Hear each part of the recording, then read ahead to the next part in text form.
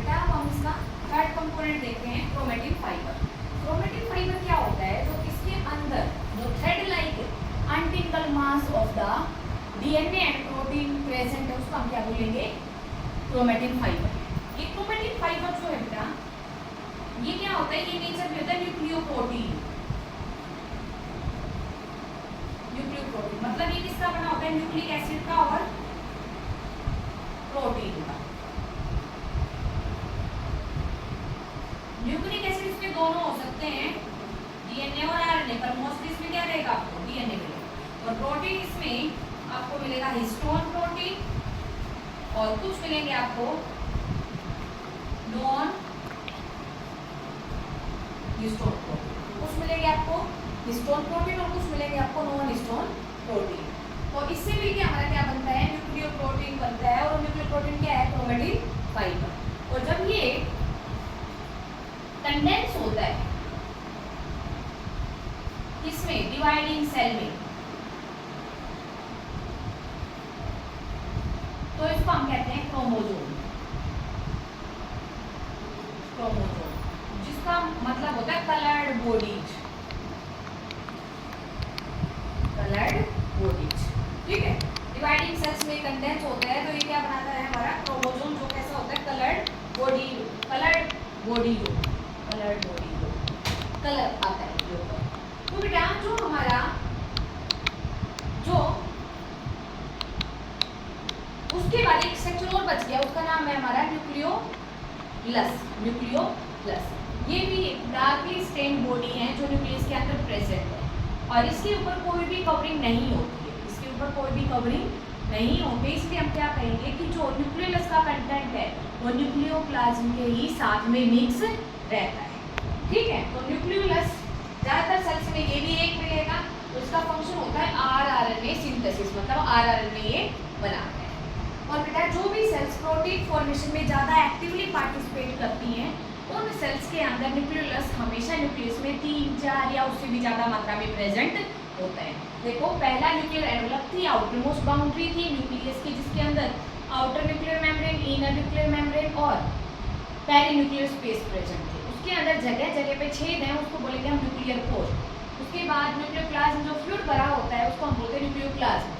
और chromatin fibre जो thread like structure nucleus के अंदर पड़ा है उसको बोलते हैं क्रोमेटिन फाइबर। और बाद में सबसे लास्ट में बताया जो डार्क कलर की बॉडी है उसको बोलते हैं न्यूक्लियोलस। इसका फंक्शन क्या है?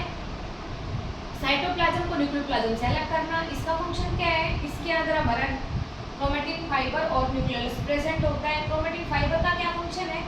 ये it is responsible for the transmission of the characteristics from parents to their offspring. इसकी वजह से माँ बाप के गुण बच्चों में ट्रांसफर होते हैं। और लास्ट हमारा न्यूक्लियोलस, इसका फंक्शन क्या है? न्यूक्लियोलस का फंक्शन ये एक ऐसा स्ट्रक्चर है जिसके अंदर आरआरएनए की सिंथेसिस होती है, मतलब उसकी फॉर्मेशन होती है। आरएनए होता है राइबोसोमल आरएनए। आरएनए की फुल फॉर्म होती है ribonucleic acid, rRNA.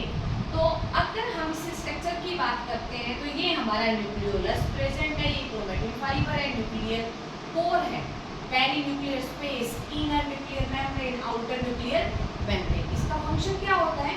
Nuclear core का exchange of the RNA and protein between the cytoplasm and the nucleoplasm. तो ये था हमारे न्यूक्लियस के स्ट्रक्चर के बारे में। पर अब हम इसके अंदर पढ़ेंगे कि जो हमारा क्रोमेटिन फाइबर है वो कैसे क्रोमोसोम बनता है, एक्चुअल में वो क्रोमोसोम्स क्या होते हैं और कैसे होते हैं, ठीक है। तो आप देखो क्रोमोसोम्स के बारे में, पर मैं थोड़ा सा इंग्लिश कर देती हूँ।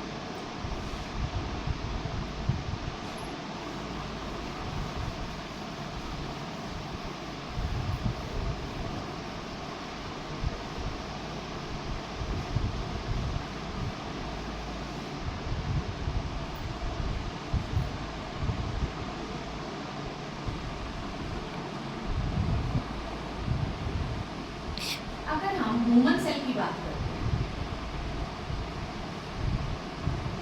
तो उसमें क्रोमेटिन फाइबर लगभग 2.2 मीटर लंबा होता है। तो ये कंडेंस होकर क्या बनाता है? कंडेंस होकर क्या बनाता है? ये क्रोमोसोम।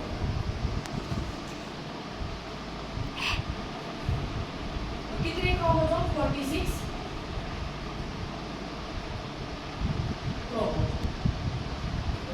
कौन बनाता है? 46 क्रोमोसोम बनाता है। तो बेटा अगर हम ये कैसे बना? बाय द पैकेजिंग हुई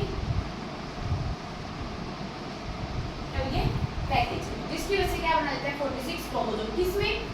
ये होता है डिवाइडिंग सेल्स। और ये कहाँ प्रेजेंट होगा आपको? Undivided cell.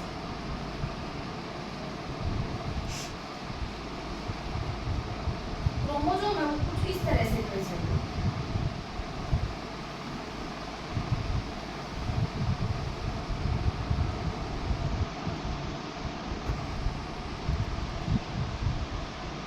इस तरह से प्रेजेंट होता है। ये दोनों सिस्टर क्रोमेटिड है।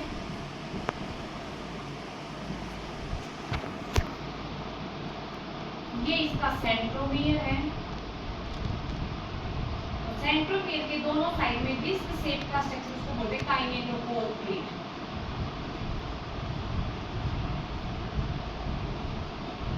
सिस्टर क्रोमेटिड, सेंट्रोमियर और काइनेटोकोर प्लेट्स।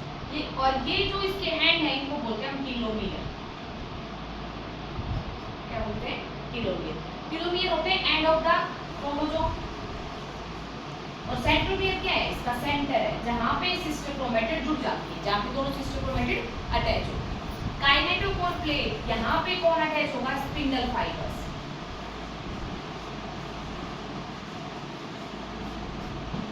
यहाँ पे कौन अटैच होगा? Spindle fibres attach.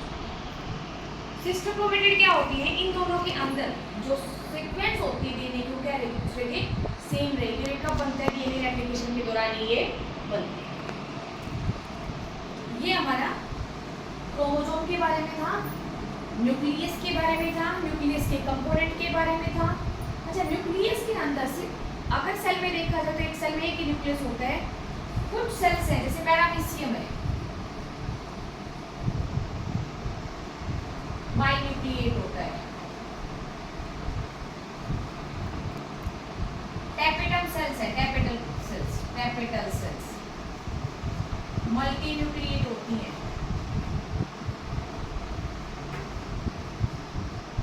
और उसके बाद आरबीसी है, वो कैसी होती हैं? ई न्यूक्लिएट, इनमें न्यूक्लियस ही नहीं होता है।